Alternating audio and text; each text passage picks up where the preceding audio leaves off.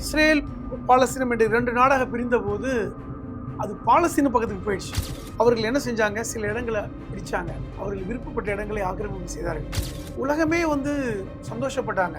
சொல்ல போனா அதற்காக இந்த யாசர் அரஃபாத்துக்கும் இச்சாக் ராபினுக்கும் நோபல் பரிசு கொடுத்தாங்க.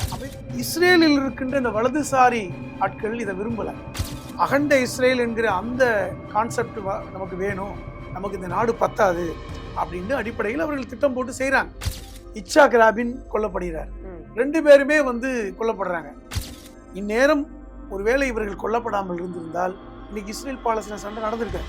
ஆனால் அந்த நாட்டை அதில் இருக்கின்ற அந்த கல்லறையை பிரித்து ஒரு பகுதியில் மசூதி இருக்கட்டும், ஒரு பகுதியில் சினகாக்கு இருக்கட்டும். மசூதிக்கு செல்பவர்கள் சினகாக்கு போகக்கூடாது, சினகாக்கு போயிடுறவர்கள் மசூதிக்கு போகக்கூடாது. இப்படி ஒரு சட்டம் போடுறாங்க. அவர் யூத குலத்தில் தான் பிறந்தார், ஆனால் அவர் சிறுவையில் அறையப்பட்டாரே, கொல்லப்பட்டாரே. ஒரு தீர்க்கதரிசியை மனிதர்கள் கொல்ல முடியுமா? கருத்து வேற்றுமைகள் இருக்கும். அந்த கருத்து வேற்றுமைகள் பிரிந்த நாடுதான் ஈரானும் சவுதி. அந்த ஒப்பந்தத்தின் அடிப்படையே அமெரிக்காவுக்கும் இஸ்ரேலுக்கும் எதிராக இருக்கின்ற ஒப்பந்தம் தான். இந்த மேலை நாடுகள் பாலஸ்தீனத்திற்கு அரபு நாடுகள் ரொம்ப போயிடாம அரபு நாடுகளோடு இஸ்ரேலை ஒப்பந்தம் பண்ண வைக்கிறாங்க.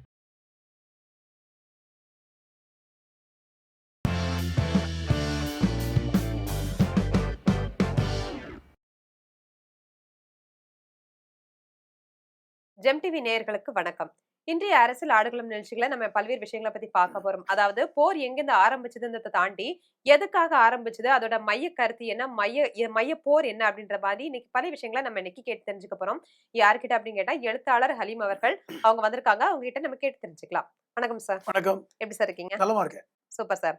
நம்ம போர் எல்லாம் பார்த்துட்டு இருக்கோம், ஈரான் அமெரிக்கா போர் பார்த்துட்டு இருக்கோம். ஆனா ஈரான் போர் வரதுக்கு ஸ்டார்டிங் ஒரு பாயிண்ட்னு ஒன்று இருக்கும் இல்லையா? அந்த பாயிண்ட் எங்கிருந்து ஸ்டார்ட் ஆச்சு? இது நீங்க இஸ்ரேலுக்கும் பாலஸ்தீனத்துக்குமான பிரச்சனை, அதுதான் பின்னாடி இஸ்ரேலுக்கும் ஈரானுக்குமான பிரச்சனை, இஸ்ரேலுக்கும் சிரியா, லெபனான் போன்ற நாடுகளுக்குமான பிரச்சனை. 1947க்கு முன்பாக அங்கு இஸ்ரேல் என்ற நாடு கிடையாது, பாலஸ்தீனம் என்ற நாடு இருந்தது. அந்த பகுதி எல்லாமே பாலஸ்தீனம் தான்.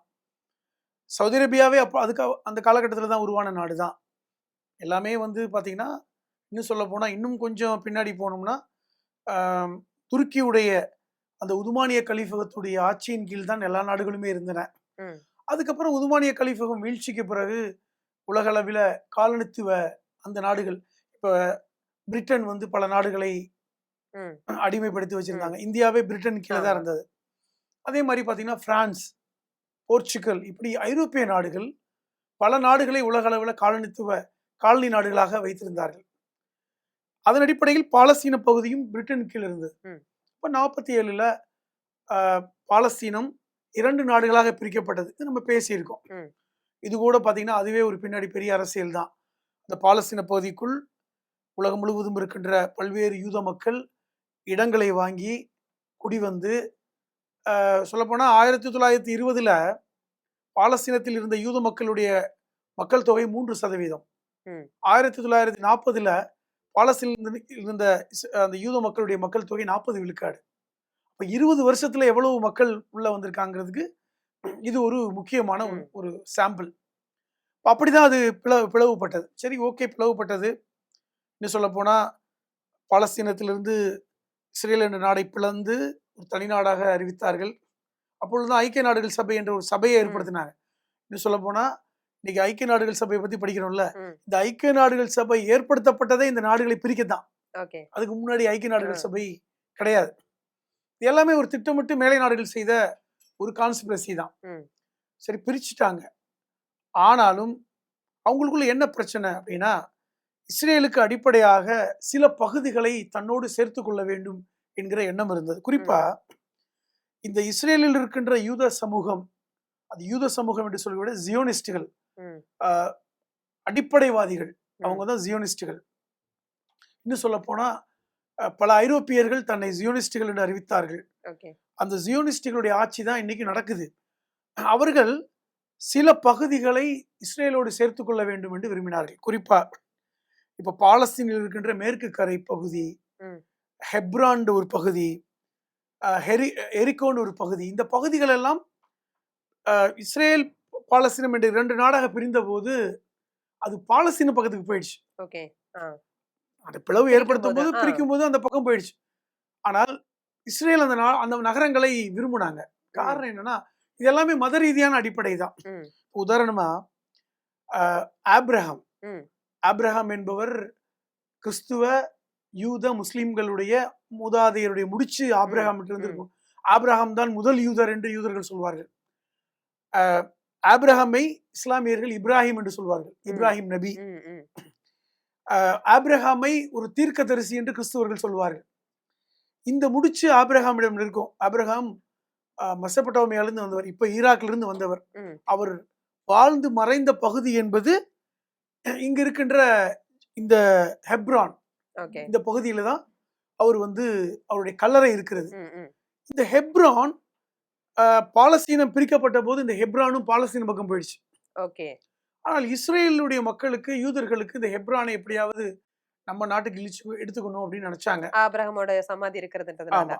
அந்த ஹெப்ரான் பகுதியில தான் பல்வேறு தீர்க்கதரிசிகளுடைய கல்லறை இருக்கிறது. ம், ம், ஆபிரகாம் மட்டுமல்ல, ம், ம், யாக்கோபுடைய கல்லறை. ம். அவர்தான் பாத்தீங்கன்னா யூசுப் உடைய தந்தை, அவருடைய கல்லறை. ஓகே. அதே மாதிரி பாத்தீங்கன்னா தாவூதுடைய கல்லறை, ம். King David. இவர்கள் எல்லோருமே யூத தீர்க்கதரிசிகள் என்று ம், ம், அழைக்கப்பட்டவர்கள். இஸ்லாமியர்கள் கூட அவரை நபி என்று சொல்கிறார்கள். ம், அவர்களும் இறைவனுடைய தூதர்கள் என்று இஸ்லாமிய சமூகம் சொல்கிறது. ம். அப்ப இந்த கல்லறைகள் இருக்கின்ற பகுதி இஸ்ரேலுக்குள் இருக்க வேண்டும் என்று இஸ்ரேல் அரசாங்கம் ஒரு விருப்பத்தை இருந்துகிட்டே இருந்துச்சு. ம், 1947 இருந்து அது 67ல பூர்த்தியானது. 1967ல ஒரு சண்டை நடந்துச்சு. ஒரு போர் நடந்துச்சு. இஸ்ரேலுக்கும் இந்த முஸ்லீம் நாடுகளுக்கும் ஒரு சண்டை நடந்தது. ஓகே. இப்ப இந்த இஸ்ரேல் எங்க இருக்குன்னு நீங்க பாத்தீங்கன்னா சுத்தி முஸ்லீம் நாடுகள் தான் இருக்கு. ம், இப்ப நீங்க இஸ்ரேல் இருக்கின்ற பகுதியை பார்த்தா அந்த பக்கம் ஜோர்டான் இருக்கு, ம். இந்த பக்கம் எகிப்து இருக்கு, இந்த பக்கம் பாலஸ்தீனம் இருக்கு, அந்த பக்கம் சிரியா இருக்கு, இந்த பக்கம் லெபனான் இருக்கு. இப்படி சுத்தி இருக்கின்ற முஸ்லீம் நாடுகளுக்கு நடுவில் இஸ்ரேல் இருக்கிறது. ம். அப்ப இஸ்ரேலை நம்ம நசுக்கி விட்டுறலாம் அப்படின்னு 1967ல இந்த நாடுகள்லாம் சேர்ந்து ஒரு திட்டம் போட்டு சண்டை போட்டாங்க. 6 நாட்கள் மட்டுமே நடந்த சண்டை. ஓகே. வெறும் 6 நாள். அந்த 6 நாளில் இந்த அத்தனை முஸ்லீம் நாடுகளும் இஸ்ரேலிடம் தோற்று போய்விட்டன. காரணம், அமெரிக்காவிடமிருந்து வந்த சலுகை. ம், நேரடியாக அமெரிக்காவிடம் வந்த ராணுவ வீரர்கள் இஸ்ரேலை காப்பாத்தினாங்க. ம். அன்னையிலிருந்து இன்னைக்கு வரைக்கும் இஸ்ரேலை அமெரிக்கா காப்பாற்றி காப்பாத்திட்டு. கொண்டிருப்பதை பார்க்கிறோம். சரி, ஓகே. நீ கேட்ட கேள்விக்கு வர. அப்ப இந்த சண்டையில அவர்கள் என்ன செஞ்சாங்க? சில இடங்களை பிடிச்சாங்க. அவர்கள் விருப்பப்பட்ட இடங்களை ஆக்கிரமிப்பு செய்தார்கள். ம், இந்த ஜெரிகோ, இந்த பகுதிகள், மேற்கு கரை, இது எல்லாத்தையுமே பிடிச்சு வச்சுக்கிட்டாங்க. இன்னைக்கு வரைக்கும் இந்த ஹெப்ரான்ங்கிற பகுதியை 1967ல இஸ்ரேல் பிடிச்சிட்டாங்க. பிடிச்சிட்டாங்க. இப்ப இந்த ஹெப்ரான் இஸ்ரேலுடைய கட்டுப்பாட்டில் இருக்கிறது. ம், ரைட்டா? புரிஞ்சுங்க. சரி, இங்க ஆபிரகாமோட கல்லறை இருக்கு. ம். அப்ப பாலஸ்தீனம் பலவீனப்பட்டு விட்டது. இருந்தாலும் பாலஸ்தீனம் என்ற நாடும் இஸ்ரேல் நாடும் இருக்கின்ற சூழ்நிலையில் 1993ல பாலஸ்தீனத்தின் அதிபராக இருந்தவர் யாசர் அரஃபாத். ம், நீங்க கேள்விப்பட்டிருப்பீங்க. அவர் மிகப்பெரிய ஒரு தலைவர். அவர் இந்தியாவோட நட்புல இருந்தார். ம், இந்திரா காந்தி யாசர் அரஃபாத் என்னுடைய சகோதரர் என்றெல்லாம் சொல்லியிருக்கிறாங்க ஒரு காலத்துல. ம். சென்னையிலே மீட்டிங்ல பேசியிருக்கார் யாசர் அரஃபாத், ஓகே. பாரிஸ்ல. ம், அந்த யாசர் அரஃபாத்துக்கும் இஸ்ரேலுடைய பிரதமராக இருந்த இச்சாக் ராபின் அப்படின்னு ஒருத்தர். 2 பேருக்கு நடுவில் ஒரு ஒப்பந்தம் ஏற்பட்டது. என்னன்னா, ஒரே சண்டை போட்டுக்கிட்டே இருக்கும். இப்ப நீங்க கேட்டீங்க பாருங்க கேள்வி, என்ன இந்த ஒரே சண்டை, எப்பதான் இந்த முடிச்சு தீரணும் கேட்டீங்களா? நல்ல கேள்வி. ஏன்னால் பெரும்பாலான மக்கள் இந்த சண்டை இல்லாம இருக்கணும், சமாதானமா ஒரு பாலஸ்தீன் அது வாட்டுக்கு இருக்கட்டும், இஸ்ரேல் அது வாட்டுக்கு இருக்கட்டும், பக்கத்து நாடு. இப்ப நம்ம பக்கத்துல ஸ்ரீலங்கா இருக்கு, நம்ம இங்க இருக்கோம், நம்ம என்ன சண்டையா போட்டுக்கிட்டு இருக்கோம்? இல்ல. அந்த மாதிரி ஒரு ஒற்றுமையா peaceful-ஆ இருந்துட்டு போயிட்டா பிரச்சனை இல்லாம ஒத்துமையா இருக்குமே. இருந்துட்டு போயிடுவோம் அப்படிங்கிற அடிப்படையில் 1993ல அப்பொழுது அமெரிக்காவுல கிளின்டன், ம், அவர் தான் ஜனாதிபதியாக இருந்தார். அவருடைய ஆலோசனை பிரகாரம் இந்த ஒப்பந்தம் ஏற்படுத்தப்பட்டது. அது நார்வேல வச்சு ஒப்பந்தம் நடந்தது. ஓஸ்லோ ஒப்பந்தம் சொல்லுவாங்க. அந்த ஒப்பந்தத்தின் அடிப்படையில் இனிமே நான் உங்களை தொந்தரவு பண்ண மாட்டேன், நீங்க எங்களை தொந்தரவு பண்ண வேணாம், சமாதானமா போயிடலான்னு சொல்லிட்டு இந்த ஒப்பந்தம் ஏற்படுத்தப்பட்டது. ம். உலகமே சந்தோஷப்பட்டாங்க. இன்னும் சொல்ல போனா அதற்காக இந்த யாசர் அரஃபாத்துக்கும் இச்சாக் ராபினுக்கும் நோபல் பரிசு கொடுத்தாங்க. அமைதிக்கான நோபல் பரிசு 2 பேருக்கும் கிடைச்சது. ம், அதாவது உலக சமாதானம், இனிமே பிரச்சனை இல்லை, இனி இஸ்ரேல் அது பாட்டுக்கு இருக்கும். ஆனால் இஸ்ரேலில் இருக்கின்ற இந்த வலதுசாரி ஆட்கள் இதை விரும்பல. எப்படின்னா, அது எப்படி பாலஸ்தீனத்தை ஏத்துக்க முடியும்? அடிப்படையில் பாலஸ்தீனத்திலிருந்து பிரிஞ்சு வந்தாலும் நம்ம பாலஸ்தீனத்தையும் நம்ம நாட்டோட சேர்க்கணுங்கிற எண்ணம் இந்த யூத வலதுசாரிகளுக்கு இருக்கு. காரணம், அகண்ட இஸ்ரேல் என்கிற அந்த கான்செப்ட் நமக்கு வேணும், நமக்கு இந்த நாடு பத்தாது அப்படின்னு அடிப்படையில் அவர்கள் திட்டம் போட்டு செய்கிறாங்க. அப்போ 94ஆம் ஆண்டு 93ல் இந்த ஒப்பந்தம் ஏற்பட்ட பிறகு யாசர் அரஃபாத் கொல்லப்படுறார், இட்சாக் ராபின் கொல்லப்படுகிறார். 2 பேருமே கொல்லப்படுறாங்க. அப்போ அந்த ஒப்பந்தமே பாத்தீங்கன்னா அழிந்து போய்விட்டது. இந்நேரம் ஒருவேளை இவர்கள் கொல்லப்படாமல் இருந்திருந்தால் இன்னைக்கு இஸ்ரேல் பாலஸ்தீன சண்டை நடந்திருக்காது. இவ்வளவு பிரச்சனை நம்ம பேசியிருக்க மாட்டோம். அமெரிக்கா இவ்வளவு தூரம் உள்ள வந்திருக்காது, அமைதியா போயிருக்கலாம். ஆனால் நோக்கம் அதுவல்ல. அவர்களை பொறுத்தவரை பாலஸ்தீனத்தை முழுமையாக பிடிக்கணும். இப்ப இன்னொரு சம்பவம் நடந்தது. இந்த 95ல தான் இட்சாக் ராபின் கொல்லப்படுறார். அதுக்கு முன்னாடி ஒரு யாசர் அரஃபாத் மரணம். 94ஆம் ஆண்டு முக்கியமானது இந்த ஹெப்ரான் பகுதியில் நான் சொன்னேன்ல, இந்த ஆபிரகாம் கல்லறை. இந்த ஆபிரகாம் கல்லறை பாத்தீங்கன்னா எப்படி இருக்கும்னா, ஒரு கல்லறை, அதுக்குள்ள பாத்தீங்கன்னா மசூதி இருக்கும், முஸ்லிம்களுடைய மசூதி இருக்கும், இந்த பக்கம் யூதர்களுடைய மசூதி இருக்கும். அதுக்கு பேர் செனக்காக்கும்பாங்க, யூதர்களுடைய வழிபாட்டு தலம். சர்ச் இன் கிறிஸ்டியன் சொல்ல மாதிரி யூதர்கள் செனக்காக் அப்படிம்பாங்க, முஸ்லிம்கள் மசூதிம்பாங்க, கிறிஸ்டியன்ஸ் சர்ச் அப்படிங்க தேவாலயம். இந்த இரண்டும் அங்க இருக்கிறது, கிட்டத்தட்ட ரெண்டும் அங்க இருக்கிறது. சினகாக்கும் இருக்கு, இந்த பக்கம் மசூதியும் இருக்கு.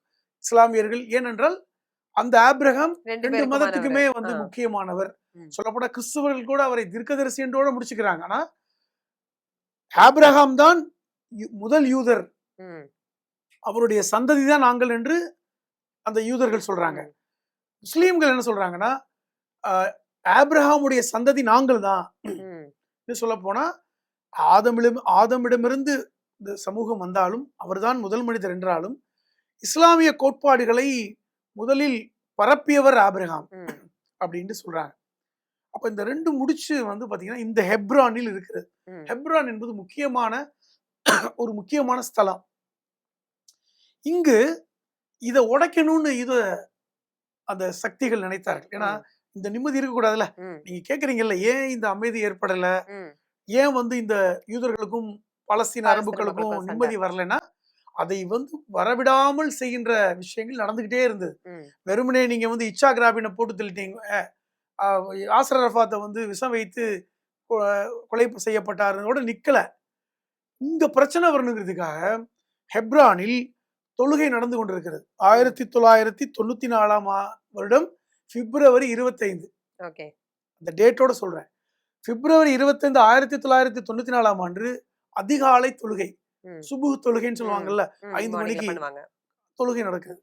தொழுகும் போது ஒரு யூத வலதுசாரி டெரரிஸ்ட் ஒரு துப்பாக்கியோடு சுடுறான். தொழுது கொண்டிருக்கின்ற அத்தனை பேரும் மரணிக்கிறார்கள். 25 பேர் கொல்லப்படுறாங்க, 100க்கும் மேற்பட்டவர்கள் படுகாயம். சின்ன பசங்க, பெரிய ஆளு இதெல்லாம் பார்க்கல. இந்த சம்பவம் பெரிய அதிர்ச்சியை ஏற்படுத்தி ஒரு கமிஷன் போடுறாங்க இஸ்ரேல் அரசாங்கம். போட்டு இனிமேல் அந்த கல்லறையை 2 பகுதிகளாக பிரிக்கிறாங்க. பாருங்க, அந்த நாடு சின்ன நாடு, மொத்தமே 1 கோடி மக்கள் தான். ஆனா அந்த நாட்டை அதுல இருக்கின்ற அந்த கல்லறையை பிரித்து ஒரு பகுதியில மசூதி இருக்கட்டும், ஒரு பகுதியில சினகாக் இருக்கட்டும். மசூதிக்கு செல்பவர்கள் சினகாக்கு போக கூடாது, சினகாக்கு போயிடுறவர்கள் மசூதிக்கு போக கூடாது. இப்படி ஒரு சட்டம் போடுறாங்க. இதை திட்டமிட்டு தான் அரசாங்கம் செய்யுது அப்படிங்கிற மாதிரி. அப்ப என்ன ஆகுதுன்னா, நீங்க ஒரு டூரிஸ்டா இருக்கீங்க, நீங்க போறீங்க, 2 பகுதியும் பார்க்க முடியாது. நீங்க ஒண்ணு மசூதிக்குள்ள போயிட்டு வந்தா மசூதியை பார்த்து திரும்பி போயிடணும், இல்ல சினகாக்கு பார்க்கணும், அங்க பார்த்துட்டு அப்படி திருப்பி போயிடணும். இப்படி ஒரு சட்டம் இருக்கிறது. அப்ப எப்படிப்பட்ட ஒரு பிளவை அங்க ஏற்படுத்தி வைத்திருக்கிறார்கள் என்று இது ஒரு பக்கம். இன்னொரு பக்கம் இந்த ஜெருசலம் பகுதியை பத்தி நம்ம நிறைய பேசியிருக்கோம். ஜெருசலேம் அப்படிங்கிறது நீங்க நல்லா கவனிக்கணும். அரபு மொழியாக இருக்கட்டும், இஸ்ரேலில் பேசக்கூடிய எபிரேய மொழியாக இருக்கட்டும். இப்ப பைபிள் ஹிப்ரு மொழியில தான் பைபிள் இறக்கப்பட்டது. குரான் இறக்கப்பட்டது அரபு மொழியில. ஆனால் அரபும் ஹிப்ரும் எபிரேய மொழிகள் தான். அது ஒரு செமிட்ரிக் லாங்குவேஜ்னு சொல்லுவாங்க. இப்ப நம்ம ஊர்ல படிக்கிறோம்ல, தென்னக மொழிகள் எல்லாம் திராவிட மொழி குடும்பம் அல்லது சான்ஸ்கிரிட் மொழி குடும்பம் அப்படின்லாம் ஒரு மொழி குடும்பம் இருக்குல்ல, அது மாதிரி இது செமிட்ரிக் லாங்குவேஜஸ். ஓகே. கிட்டத்தட்ட எப்படின்னா செமிட்ரிக் லாங்குவேஜஸ் லெஃப்ட் டு ரைட் எழுதுவாங்க, இடது பக்கத்துல இருந்து வலது பக்கம் எழுதுவாங்க. நம்ம எப்படி எழுதுறோம்? இடது பக்கத்துல இருந்து வலது பக்கம் எழுதுவோம். வலது பக்கத்துல இருந்து இடது பக்கம் எழுதுறோம், இப்படிதானே எழுதுறோம் ஆமா. வலது பக்கத்துல. ஆனா அரபி மொழியோ செமிட் அல்லது எபிரேய மொழியோ இடது பக்கத்துல இருந்து வலது பக்கம் எழுதுவாங்க. Okay. Left hand drive right hand drive ஓட்டுறோம்ல, இப்ப நம்ம இந்தியால ரைட் ஹேண்ட் டிரைவ் வண்டி ஓட்டுவோம். நீங்க வந்து அரபு நாடுகளுக்கு போனா லெஃப்ட் ஹேண்ட் டிரைவ்ல தான் வண்டி ஓட்டுவாங்க. ஆமா ஆமா ஆமா. என்ன காரணம் என்றால் அவருடைய மொழிகளே லெஃப்ட் டு ரைட் தான். ஓகே. புரிந்து கொள்ளுங்களா? அப்ப இந்த செமிட்ரிக் மொழி குடும்பம் எல்லாமே இடதுல இருந்து வலது பக்கம் எழுதுவாங்க. இப்ப நீங்க வந்து இப்படிதான் எழுதுவாங்க, இப்படி எழுத மாட்டாங்க. அப்ப இந்த மொழி குடும்பத்தை சார்ந்த மொழிதான் அரபு மொழியும் ஹிப்ரு மொழியும் எல்லாமே. அப்ப இப்படி ஒரு இருக்கிறது இந்த இந்த இந்த இந்த இந்த பகுதியுடைய மொழி குடும்பம் அது மாதிரியானது. என்ன சொல்ல வரேன்னா, இப்படி அவர்கள் மொழியால் ஒன்றிணைந்தவர்கள் தான், அந்த மொழி குடும்பத்தால் ஒன்றிணைந்தவர்கள் தான். ஆனால் அவர்கள் இனத்தால் வேறுபட்டவர்கள் தான் அங்க பிரச்சனை. நீங்க கேக்குறீங்கல்ல, என்னதான் உங்களுக்கு பிரச்சனை? இனம் இனம் சொல்லுவாங்கல்ல, இனவெறி, பிறப்பின் அடிப்படையில் நான் உயர்ந்தவன் அப்படின்னு சொல்ற எல்லாமே இனவெறி தான் தானே. நான் எந்த குலத்துல பிறந்திருக்கலாம், நான் மனுஷன் அப்படின்னு சொன்னா உங்களுக்கு வந்து யுவர் ஆல் ஆர் ஈக்குவல், எல்லாரும் சமம். ஆனா நான் பிறப்பின் அடிப்படையில் உயர்ந்தவன் நீங்க நினைச்சீங்கன்னா அது இனவெறி. ஹிட்லர் நினைச்சான்ல, நான் தான் உயர்ந்தவன், இட்ஸ் ப்ரௌட் ஆரியன் அப்படின்னு சொல்லுவான். ஆரிய வம்சம் தான் உயர்ந்த வம்சம் அப்படின்னு சொன்னவன் தான் ஹிட்லர். அது போன்றுதான் யூதர்கள், யூத குலம் தான் உயர்ந்த குலம் அப்படின்னு நினைக்கிறவர்கள். அவர்கள் இந்த அரபு மொழி பேசுபவர்களை உயர்ந்த குலமாக கருதுவதில்லை. அவர்கள் அடிமைகள், அவர்கள் எல்லாம் தாழ்ந்தவர்கள் அப்படின்னு. இதுதான் அடிப்படையான பிரச்சனை ஒன்று. இரண்டாவது, யூதர்களும் அரபுகளும் சமமாக மாட்டார்கள். இந்த தேவதூதர்களாக இருக்கட்டும், இந்த தீர்க்கதரிசிகள் எல்லாம் அவர்கள் யூதர்களாகத்தான் இருக்க முடியும், அரபுக்களாக இருக்க முடியாது. இந்த கோட்பாடு யூதர்களுக்கு இருக்கு. இப்போ ஏன் திருப்பி திருப்பி சேரலைங்கிறதுக்கு, முகமது நபி அவர் இறைவனுடைய தூதர் அப்படின்னு குர்ஆன் சொல்லுது. ஆனால் யூதர்கள் ஏற்றுக்கொள்ளல. ஏன்? அது எப்படி ஏற்றுக்க முடியும்? அவர் அரபு குலத்திலே பிறந்தாரு. எங்களுடைய கடவுள் எங்களுக்கு வாக்களித்தது என்னன்னா, தூதர்கள் எல்லாம் யூத குலத்தில் தான் பிறப்பார்கள் என்று எங்களுக்கு வேதம் சொல்லுது. அது எப்படி அரபு குலத்தில் பிறந்த ஒரு அடிமை தீர்க்கதரிசியாக வர முடியும் என்று யூதர்கள் சொல்றாங்க. இப்ப நீங்க ஆபிரகாம் எடுத்தா யூதர், மோசஸை எடுத்தால் யூதர், பல்வேறு அந்த தீர்க்கதரிசிகள் அத்தனை பேரும் யூதர்கள் தான். நீங்க யாக்கூப் என்று சொல்லக்கூடிய தாவூத் எடுத்தால் யூதர் தான், சாலமன் யூதர் தான், எல்லோருமே யூத சமூகத்தை சார்ந்தவர்கள். இப்ப கிறிஸ்டியன் இருக்கின்றது ஜீசஸ், அவருமே பெத்லஹேமில் யூத குலத்தில் தான் பிறந்தார். ஆனா அவரையும் யூதர்கள் வந்து ஏற்றுக்கொள்ளல. அதுக்கு ஒரு காரணம் சொல்றாங்க. அவர் யூத குலத்தில் தான் பிறந்தார், ஆனால் அவர் சிறுவையில் அறையப்பட்டாரே, கொல்லப்பட்டாரே. ஒரு தீர்க்கதரிசியை மனிதர்கள் கொல்ல முடியுமா? கொல்ல முடியாது. அப்படி ஒருவேளை கொலை செய்தால் அந்த அந்த சமூகத்தை இறைவன் அழித்து விடுவானே, அப்படி ஒண்ணும் நடக்கலையே அப்படின்னு ஒரு காரணத்தை சொல்றாங்க. முகமது நபியே இல்ல, அவர் யூத குலத்திலே பிறக்கல. புரியுதா? அப்ப இந்த அடிப்படையான பிரச்சனை என்னன்னா, இனவாதம், இனப்பெருமை. ஏன் உங்களுக்கு பாலஸ்தீனத்துல இஸ்ரேலுக்கும் பாலஸ்தீனத்துக்கும் ஒரு ஒற்றுமை நடக்கல? இன்னைக்கு வரைக்கும் பிரச்சனை வந்து டெவலப் ஆகியே போயிட்டு இருக்கு. அந்த காலத்துல ஒரு மாதிரி சண்டை நடந்தது, இந்த காலத்துல வந்து ஏவுகணை தாக்குதல் நடக்குது. அதுக்கு முன்னாடியே இருந்தது ஏவுகணை தாக்குதல். இன்னும் 100 வருஷம் கழிச்சு சண்டை நடக்கும். அப்ப எப்படி சண்டை நடக்கும்னு தெரியாது. அப்ப சண்டை தொடர்ச்சியாக போவதற்கு காரணம் ஏற்றுக்கொள்ள முடியாமை, இனவாதம். நான் தான் பெரியவன், நாங்க தான் உயர்ந்தவர்கள், எங்களுக்கு கீழே தான் எல்லாரும் இருக்கணும். அப்ப இனப்பெருமை இன்னைக்கு மையப்புள்ளியாக இருக்கிறது. அதுதான் இந்த ஈரானுக்கும் இஸ்ரேலுக்குமான போருக்கான. இப்ப நீங்க இங்க வாங்க. இப்ப ஈரான் ஏன் உள்ள வந்தாங்க? ஈரானுக்கு என்ன பாலஸ்தீன சம்பந்தம்? ரைட்டா? சொல்ல போனா பாலஸ்தீனர்கள் அரபு மொழி பேசுகின்றவர்கள், ஈரானில் இருப்பவர்கள் பெர்ஷிய மொழி பேசுகின்றவர்கள், மொழியிலும் வேற, சம்பந்தம் இல்லாத கலாச்சாரம். சவுதி அரேபியா வேணா உங்களுக்கு வேணா அரபு மொழி பேசக்கூடியதா இருக்கலாம். பட் அடிப்படையில் இவர்கள் எல்லோரும் இஸ்லாமிய நாடுகள், இஸ்லாத்தை ஏற்றுக்கொண்டவர்களின் அடிப்படையில் அவர்கள் அந்த ஒரு அனுசரணை இருக்காங்க. ஆனா ஆரம்ப காலத்துல மேலை நாடுகள் என்ன பண்ணாங்கன்னா, குறிப்பா ஐரோப்பிய பிரிட்டன் நாடுகள் ஈரானையும் இந்த அரபு நாடுகளையும் பிரிச்சு வைக்கிற வேலையை பண்ணாங்க. எப்படி பண்ணாங்கன்னா, நீ மொழியிலையும் வெவ்வேறு மட்டும் இல்ல, நீ மொழியில மட்டும் இல்ல, கோட்பாட்டிலும் வேற. நீ வந்து ஷியா பிரிவை சார்ந்த இஸ்லாமியன், அவர்கள் சன்னி பிரிவை சார்ந்தவர்கள். அது ஒரு சின்ன பிளவு இருந்தது அந்த காலத்துல. அது முகமது நபி காலத்துக்கு பின்னாடி கருத்து வேற்றுமைகள் இருக்கும். அந்த கருத்து வேற்றுமைகள் பிரிந்த நாடுதான் ஈரானும் சவுதியும். அதாவது முகமது நபியுடைய குடும்பத்தை தான் அடுத்து தலைவர்களாக கொண்டு வர வேண்டும் என்று ஈரான் நினைத்தார்கள். இல்ல அப்படிலாம் வந்து இஸ்லாத்துல சொல்லப்படல அப்படின்னு சவுதியில நினைச்சாங்க. இந்த கருத்து வேற்றுமை பிளவு பெரிய அளவுல பிளந்தது. அது ஷியா சன்னி பிளவாக அது போனத மேலை நாடுகள் குறிப்பாக பிரிட்டன் பயன்படுத்தி கொண்டது. எப்பவுமே பிரிட்டனுக்கு இந்த டிவைட் அண்ட் ரூல் தானே. இந்தியால ஆட்சி எப்படி செஞ்சாங்க? ஆயிரக்கணக்கான வெள்ளக்கார கோடிக்கணக்கான இந்தியர்களை எப்படி ஆட்சி பண்ணாங்க? எப்படி ஆட்சி பண்ணாங்க? சாதியின் பேரால் பிரித்து ஆட்சி பண்ணாங்க. பிளவு அதானே. அவன் வேற, நீ வேற. நீ மொழியால ஒன்றிணைந்தாலும் இனத்தால் வேற, நீ உயர்ந்தவன் தாழ்ந்தவன் அப்படின்னு பிரிச்சாங்கல்ல. அது மாதிரிதான் அரபு நாடுகளிலும் பிளவை ஏற்படுத்தினாங்க. ஈரானுடைய கோட்பாடு வேற, சவுதியோட கோட்பாடு வேற, நீ சேர வேண்டாம் அப்படின்னு இன்னைக்கு வரைக்கும் ஈரானை சவுதியோடு சவுதி அரேபியா நாடுகளோடும் அரபு நாடுகளோடும் சேர விடாமல் தடுத்த சக்தி இதுதான். என்ன காரணம்? இஸ்ரேல் அப்பொழுதுதான் சிறப்பாக இருக்கும், இஸ்ரேல் அப்பொழுதுதான் பயப்படாம இருக்கும். இந்த பிளவை வைத்து தான் இன்னைக்கு வரைக்கும் கொண்டுட்டு போயிட்டே இருக்காங்க. அதை சேர விடாம செய்யறாங்க. அதை இன்னைக்கு வரைக்கும் சேர விடல.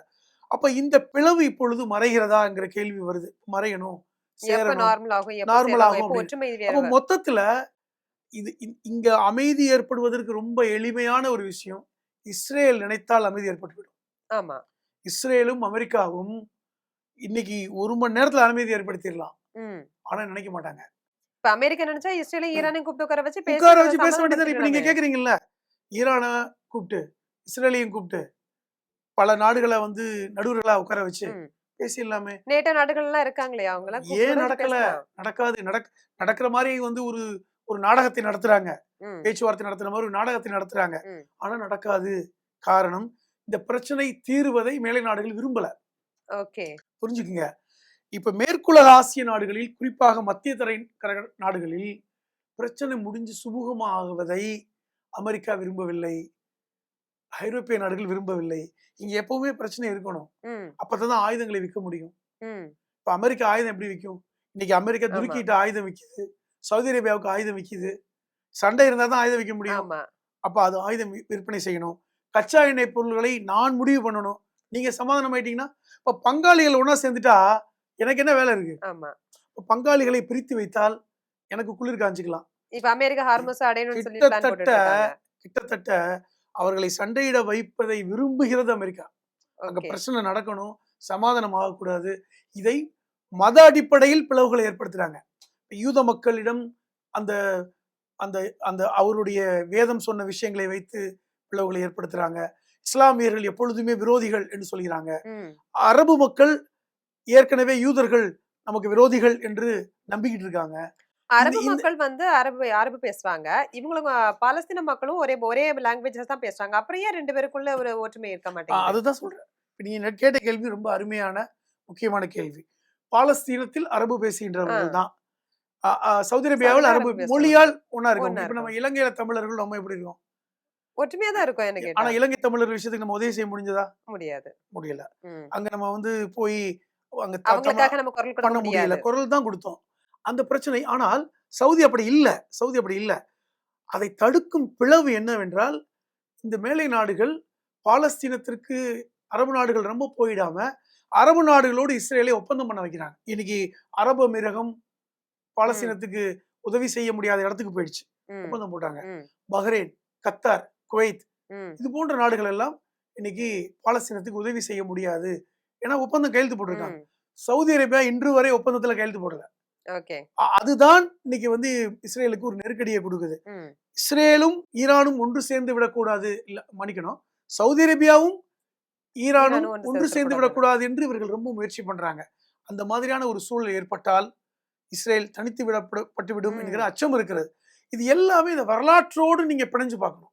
வரலாற்றோடு நீங்க ஆரம்ப முடிச்சு என்னன்னா ஜெருசலத்துல இருக்கு. ஆரம்ப முடிச்சு என்பது அந்த யூத மத நம்பிக்கையில இருக்கு. ஆரம்ப முடிச்சு என்பது அகண்ட இஸ்ரேலில் இருக்கிறது. அந்த ஆரம்ப முடிச்சு என்பது அவருடைய வரலாற்று பின்னணியில் இருக்கிறது. இதெல்லாம் நீங்க பார்க்காம இன்னைக்கு பிரச்சனையை முடிக்க முடியாது. அணு ஆயுதம்ன்றது வந்து காரணமே கிடையாது. அணு இதெல்லாம் தான் ஆயுதம் இப்ப காரணம். நீங்க அணு ஆயுதம் அல்லது போரா இருக்கட்டும், ஏவுகணை தாக்குதலா இருக்கட்டும், இதெல்லாம் காலத்துக்கேற்ப நடக்கின்ற போர் யுக்திகள் தான். ம். அது அப்டேஷன் தான். ம். கடந்த காலங்கள்ல ஆ, கத்தி வச்சு சண்டை போட்டுருப்பாங்க. ஆமா. இப்ப துப்பாக்கியில இப்ப ஆயுதங்கள் ஆ. ஏவுகணைக்கு வந்திருக்காங்க. ஏவுகணை அவ்வளவுதான். வந்திருக்காங்க. சண்டை தான். ஆனால் அந்த அப்டேஷனை வச்சு நீங்க பார்க்க வேண்டாம். அதற்கான தாக்கம் தாற்பயம் என்னவென்றால் அந்த உள்ள இருக்கின்ற முடிச்சு தான். ம். அது எப்படி தீரும் அப்படின்னா இது இன அடிப்படையிலான ம். ஒரு முடிச்சு. இந்த இன அடிப்படையிலான முடிச்சை நீங்கள் அவ்வளவு எளிதாக உடைக்கவே முடியாது. அதனாலதான் அது காலம் கடந்தும் இந்த போர் நடந்து கொண்டிருக்கிறது என்பதை நேயர்களும் புரிஞ்சுக்கணும். இதை பார்க்கின்றவர்கள் ஆய்வு செய்து புரிந்து கொள்ள வேண்டும் என்று நான் கேட்டுக்கிறேன். இப்போ இவங்க எல்லாம் ஒரு அக்ரிமெண்ட்ல இருக்காங்க இல்லையா? துருக்கி, சவுதி, பாகிஸ்தான்ல ஒரு அக்ரிமெண்ட் இருக்காங்க இல்லையா? அதுல வந்து ஈரானும் இணைய போறதா சொல்றாங்களே, உண்மையா? அந்த செய்தி வந்திருக்கிறது. அப்படி ஒரு வேளை நடந்து விட்டால் இது வரலாற்று சிறப்பு மிக்க ஒரு விஷயமா நடக்கும். காரணம் சவுதியும் ஈரானும் ஒன்று சேர்ந்து விட கூடாது வேண்டும் அப்படின்றதுக்காக என்று தான் தானே இருக்காங்க. அதை தடுப்பாங்க. நிச்சயமா ம். ஒன்று சேர விட மாட்டாங்க. அமெரிக்கா அதற்கான முயற்சி எடுக்கும். ம். கண்டிப்பா சவுதிக்கு நெருக்கடி கொடுப்பாங்க. ம். இப்போ சில நாட்களுக்கு முன்பு சவுதி அரேபியாவிற்கு அமெரிக்கா ஒரு நிபந்தனை போட்டாங்க. ம். எப்படின்னா நீங்களே யுரேனியம் செறிவூட்டு செய்யலாம், ஓகே. நீங்களே எல்லாமே பண்ணலாம், உங்களுக்கு நான் எல்லாமே தந்துடுறோம். ஆனால் ஒரே ஒரு நிபந்தனை, நீங்கள் இஸ்ரேலோடு ஒப்பந்தம் போட வேண்டும். இந்த ஆப்ரஹாம் ஒப்பந்தம், அதுக்கு பேரே ஆப்ரஹாம் ஒப்பந்தம் தான். அந்த ஆப்ரஹாம் ஒப்பந்தத்தை போட்டு விட்டால் நான் உங்களை விட்டுறோம் அப்படிங்க. அதை சவுதி அரேபியா ஏற்றுக்கொள்ளவில்லை. ம். காரணம் அரபு அமீரகத்துக்கு தேவை இருந்தது. அவங்க சின்ன நாடு, வியாபாரம் பண்றாங்க. பஹ்ரைன், கத்தார் போன்ற நாடுகள் வேற வழி இல்லை, மிரட்டலுக்கு பயந்தாங்க. சவுதி அரேபியா இப்பொழுது பயப்படல. சவுதி ம். அரேபியா பெரிய நாடு. ம். அவர்கள் இப்பொழுது அதனாலதான் தனக்கு பாதுகாப்பு வேணுங்கிறதுக்காக தான் துருக்கியோடும் பாகிஸ்தானோடும் ஒப்பந்தம் ம். போட்டிருக்காங்க. ம். அந்த ஒப்பந்தத்தின் அடிப்படையே அமெரிக்காவுக்கும் இஸ்ரேலுக்கும் எதிராக இருக்கின்ற ஒப்பந்தம் தான். நம்ம ஒரு பலமா உருவாக்கிடுவோம், ஆ. இல்லைன்னா நம்ம கஷ்டம். அமெரிக்கா நம்மளை அடிமைப்படுத்தி கொண்டிருக்கிறதை இன்னைக்கு சவுதி அரேபியா சவுதி. உணர்றாங்க. ம். ம். கொஞ்சம் கொஞ்சமா உணர்றாங்க. இன்னைக்கு சவுதி அரேபியாவோட மன்னர் முகமது பின் சல்மான் அதை துருக்கியில கோடிட்டு காமிச்சாரு. அதை ம். உணர்றாரு. ம். அதாவது காலத்தின் கட்டாயம் நம்ம எல்லாம் ஒன்னா இணையணும்னு சொல்லி ம். ம். பேசினாரு. இது என்னுடைய அடிப்படை எல்லாமே இப்பொழுது புரிந்து கொள்கிறார்களா? இந்த இனவாத பிளவு இருக்கு பாத்தீங்களா? இதை இப்பொழுதுதான் அரபு நாடுகள் புரிய தொடங்கி. இது ஈரானை பார்த்து பயப்படணும் அவசியம் இல்ல. ஆனா இனவாதம் இருக்கு, இதை ம். தூண்டி விட்டுட்டாங்க. இதை இன்னைக்கு சவுதி அரேபியாவில் இருக்கின்ற பத்திரிகைகள், நடுநிலையாளர்கள், பத்திரிகையாளர், ஊடகவியலாளர் பேசுறாங்க. ம். கொஞ்சம் கொஞ்சமா பேச தொடங்குறாங்க. இது இன்னைக்கு ஓரளவுக்கு அவர்களுக்கு புரிதலை புரிய கொடுப்பதை நான் ஆரம்பிக்குது. பார்க்கிறேன். அதனால அவங்க இவங்க கூட அக்ரிமெண்ட் போட்டா நம்ம ஒரு தனித்து நிக்கலாம் அப்படின்ற ஒரு ஆமா, ஆமா. இது வந்திருக்காங்க. Okay sir. கண்டிப்பா நிறைய விஷயங்கள் பத்தி பேசிருக்கீங்க. ஆரம்ப கட்டம் எங்கன்றது கண்டிப்பா எல்லாருக்கும் தெரிய வேண்டிய ஒரு விஷயம். இப்போதைக்கு நமக்கு போர் நடக்குது. நமக்கு எந்த மாதிரி கஷ்டங்கள நம்ம பார்த்துட்டு இருக்கோன்றது தெரியுது. ஆனா அந்த போர் எங்கிருந்து ஆரம்பிச்சதுன்றது கண்டிப்பா எல்லாருமே தெரிய வேண்டிய ஒரு விஷயம் தான். உங்க மூலியமா நம்மளோட ஜெம் தொலைக்காட்சி மக்கள் எல்லாருமே இத கண்டிப்பா தெரிஞ்சிருப்பாங்க. நன்றி சார். நம்ம மறுபடியும் இன்னொரு ஷோல கண்டிப்பா மீட் நன்றி, பண்ணலாம். நன்றி. நன்றி சார்.